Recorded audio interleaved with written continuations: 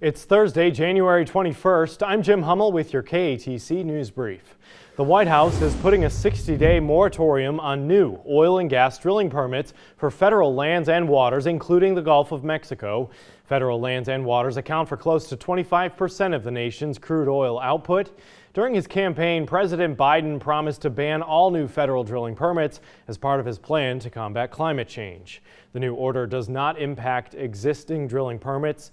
Drilling operations already permitted and underway can continue as normal. Next up, new information in a story we've been following for the past week. Parking meter changes that were supposed to take effect this week are on hold. The Downtown Development Authority and Downtown Lafayette Unlimited will be hosting a public forum to discuss the changes in fees and hours. Last week, LCG announced downtown meter fees would double and meters would be enforced on a 24/7 basis. The forum is scheduled for Wednesday, February 3rd from 8 until 9 in the morning. The forum will be in person and streamed online, and we have a link to register over at KATC.com. If you've passed by the General Alfred Mouton statue in downtown Lafayette recently, you might have noticed something missing. Part of the statue's nose is gone.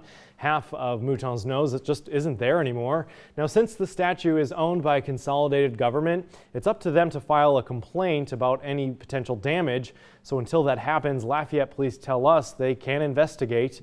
We'll update you. We'll keep you updated on what happens.